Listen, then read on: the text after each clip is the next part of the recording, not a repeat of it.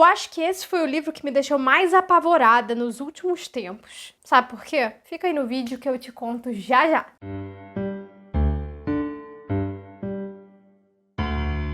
Sejam muito bem-vindos ao canal, eu sou Ana Luísa Temponi, esse é o Bar da Depotideia, então seja bem-vindo se você chegou com o último vídeo aqui do canal e seja bem-vindo também se você já me acompanha há algum tempo. Faz muito tempo que eu não faço uma resenha aqui solo, né? Aí eu resolvi fazer. Essa foi uma das minhas leituras de novembro, eu li O Exorcismo da Minha Melhor Amiga, do Grady Hendrix, lançado pela Intrínseca em outubro desse ano, e ele é traduzido pelo Edmundo Barreiros. Essa edição aqui, ela é capa dura e tem esse corte rosa, tudo pra mim. Por dentro ele é cheio de gracinha também, tá vendo as fitinhas? Cada fitinha dessa tem um nome de uma música famosa, ou não tão famosa assim, dos anos 80, o que faz todo sentido com o livro, que é ambientado nessa época. Esse é um livro que foi originalmente lançado em 2016, mas, como eu tava dizendo, foi trazido pra cá nesse ano. E vale ainda ressaltar que vale a pena fazer uma playlist com essas músicas que são títulos dos capítulos, inclusive, né? Mas com um título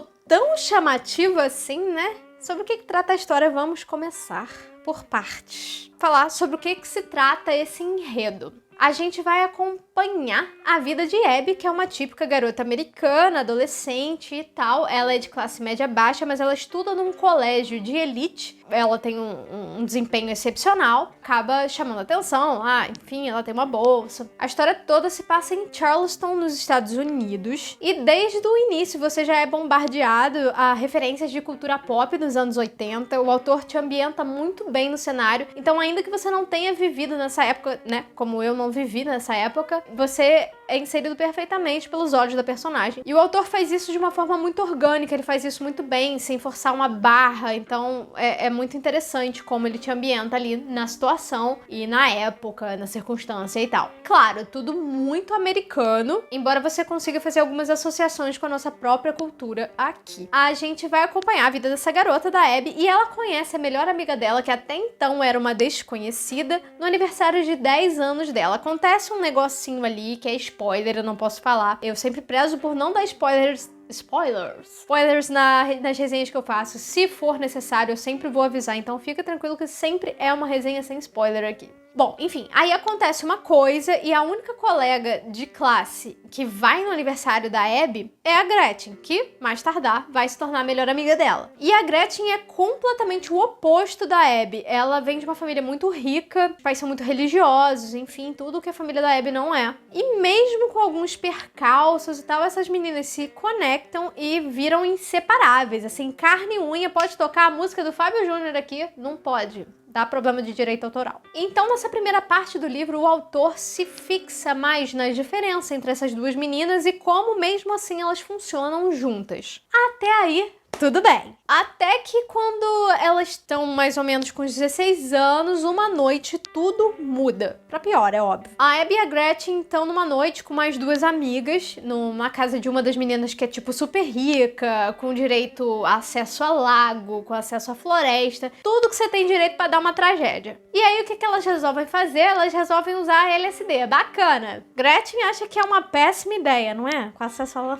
Enfim. Mesmo assim, essas garotas embarcam aí nessa. Aí beleza, elas ficam aguardando o efeito da droga e nada acontece. Aí aguardam mais um pouco e mais vários nadas acontecem. Aí até que Gretchen tem a brilhante ideia de ir nadar pelada no lago pra ver se o efeito da coisa vem. As outras meninas tentam impedir, falam que não é muito adequado fazer isso no momento que pode acontecer alguma coisa, algum problema, mas ela vai mesmo assim. Enfim, é claro que vai dar problema, né?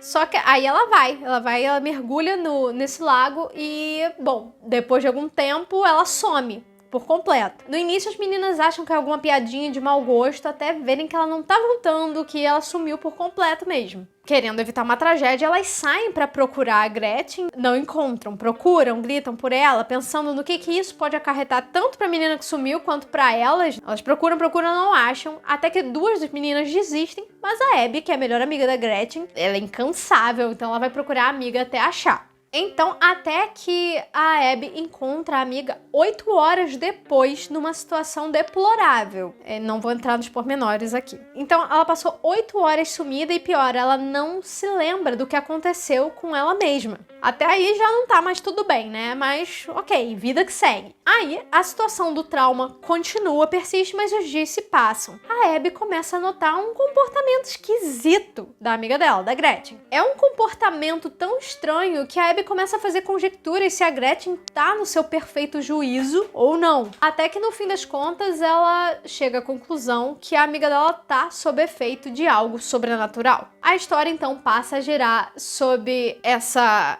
trama, né? Essa descoberta e em como Abby vai fazer para livrar a barra da amiga dessa possessão. Aí agora você me pergunta, vale a pena essa leitura, Ana? Eu digo sim que vale, mas é preciso fazer algumas ressalvas antes de decidir ler esse livro. Antes de eu dizer o que eu achei tudo do livro, já se inscreve se você tá gostando do conteúdo, deixa aquele like pro YouTube entender que esse vídeo é bacana e entregar ele para mais pessoas. Ativa o sininho da notificação para não perder nenhum vídeo e também aproveita e comenta cá embaixo se você já leu esse livro ou tem vontade. Eu resolvi ler esse livro porque a ideia que eu tinha dele é que ia ser uma vibe Stranger Things. Uma vibezinha sobrenatural aqui e ali, personagens adolescentes, às vezes fazendo besteira, às vezes não. Aí você pensa que não vai ser um livro tão pesado assim, mas é um ledo engano. Ele tem temas muito pesados sendo discutidos, definitivamente não foi tão leve assim quanto eu imaginava. E ao longo do vídeo eu vou explicando o porquê. Eu fiquei agoniada em vários momentos. Então, antes de continuar, aviso de conteúdo aqui. Esse livro tem cenas escatológicas, violência e menção de abuso. Então, se você tem alguma sensibilidade a esses temas, reconsiderar a leitura ou não, beleza? Passando essa parte, apesar de ser um livro de terror, tem uma escrita fácil de acompanhar e até gostosa de acompanhar, em certo sentido. É uma leitura dinâmica e ele é relativamente curto, ele tem 300 e poucas páginas ao calor vindo. Se você ler rápido, e eu li assim, eu realmente li ele super rápido, por quê? Porque eu fiquei num mix de tô agoniada, preciso saber o que vai acontecer, com eu preciso acabar logo com isso, com essa agonia toda. O leitor tem umas coisas meio assim, complicadas. Então, como eu tava dizendo ao longo do vídeo, ele é cheio de referência aos anos 80, um prato cheio pra quem gosta dessa ambientação. As personagens são super bem construídas, tanto as protagonistas quanto os coadjuvantes. Tem cenas engraçadinhas, conforme me prometeram, eu dei uma risadinha ou outra, mas a maior parte do tempo foi tensão. Porque, como eu tava falando, ele trata de temas pesados tanto visualmente quanto emocionalmente. Então não espere uma vibe Stranger Things igual eu esperei, mas espere uma história interessante sim. Me agradou muito ver que tem muitas críticas sociais no meio do livro e tem também muitas críticas àquele fanatismo religioso. O verdadeiro terror desse livro nem tá no sobrenatural, embora ele seja um tópico sensível também para algumas pessoas, mas o verdadeiro terror tá na parte humana para mim. Por exemplo, os pais da Gretchen, que preferiram ignorar o verdadeiro problema do que estava acontecendo com a filha dela, resolveram jogar para debaixo do pano para manter as aparências ao invés de encarar e olhar para a filha com carinho, sabe? Para eles fazia mais sentido manter a aparência diante da sociedade do que olhar para a filha como se deve. Isso me deixou com muita raiva e muito assustada ao mesmo tempo, porque é um assunto muito palpável se você levar para outros tópicos da vida, sabe? É bizarro. Eu tava falando, o sobrenatural aqui não assusta muito, pelo menos pra mim não assustou tanto assim. As cenas escatológicas são muito incômodas, muito incômodas. Eu acho que é proposital, mas elas não são cenas vazias. O autor tem sempre um propósito, uma crítica por trás dessas cenas, então não é feito só choque pelo choque, entendeu? É o choque pra tá futucando uma ferida ali, entendeu? Pra tá alfinetando algumas questões ali que são pertinentes da gente discutir sempre. E apesar de tudo, é um livro sobre o poder da amizade e até onde você iria por alguém que você ama. Eu vou ressaltar aqui que eu não gostei muito da resolução do conflito principal. Eu entendi o que o autor quis fazer, mas eu não gostei. Significa que é ruim? Não. Significa que é questão de gosto mesmo. Eu não achei meio preguiçoso ali. Vale a pena apesar disso. Eu só achei que, não sei,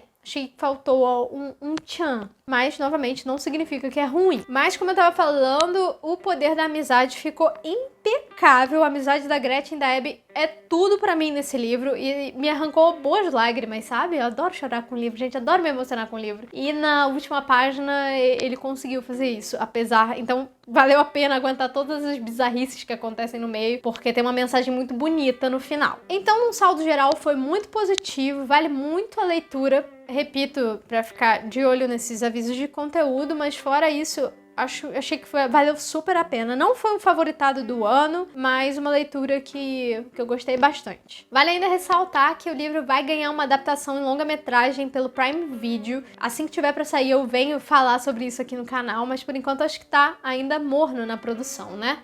Acho que não tem nem data fixa de estreia. Enfim. Então, resumo da ópera, se você gosta de vibe de sessão da tarde nos anos 80, com uns tópicos mais pesados, gosta de música, gosta de terror, e gosta de histórias sobre amizade, vale demais a leitura. Então não esquece, se você já leu ou tem vontade de ler esse livro, comenta cá embaixo e a gente conversa sobre. Não se esquece de se inscrever, deixar aquele like e aproveita, pode me seguir no Instagram que eu dou continuidade ao que eu faço aqui no YouTube lá.